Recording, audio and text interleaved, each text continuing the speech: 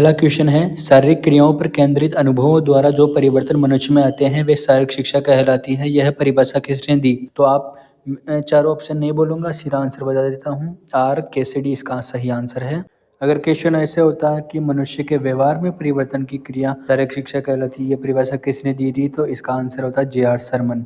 Question number 2, शारीरिक शिक्षा संपूर्ण शिक्षा प्रक्रिया का वह पड़ाव है जो मांसपेशियों वाले क्रियाकलापों और संबंधित व्यक्ति की अनुक्रियाओं के परिणामिक संशोधन से जुड़ी हुई है। यह परिभाषा दी थी ऑप्शन नंबर बी, निक्सन व क्रोजन ने।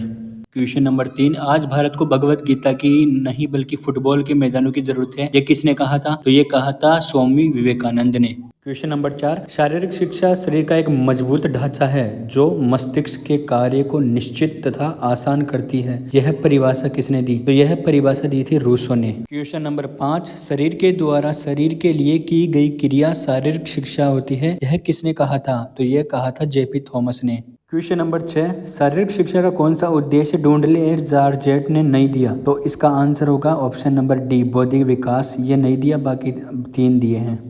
Question number 7, foundation of physical education नामक पुस्तक के लेखक कौन है?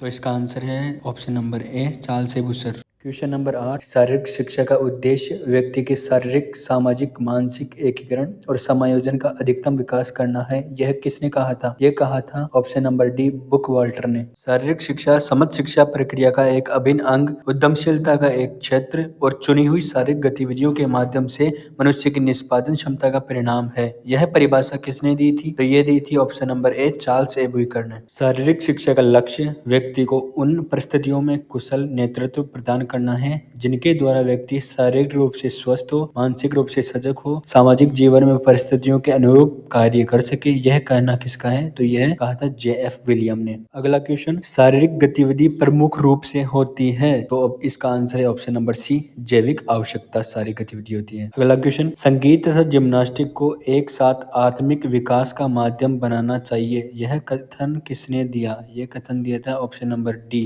प्लेटो ने। अगला क्वेश्चन, नेता जो कि निर्णय लेने की पूर्ण स्वतंत्रता देता है और स्वयं सामूहिक गतिविधियों में भाग नहीं लेता, वो क्या कहलाता है? तो इसका आंसर है option number D, laces fair. अगला क्वेश्चन, शारीरिक क्रियाशीलता जीवित रहने की कौन सी आवश्यकता है? तो इसका आंसर है ऑप्शन नंबर सी, नैसर्गिक आवश्यकता है। अगला क्वेश्चन, शारीरिक शिक्षा का उद्देश्य शारीरिक विकास, गामक विकास, मानसिक विकास एवं मानवीय संबंध का विकास करना है, यह किसने कहा था? तो यह कहा था option number C, Charles Butcher ने।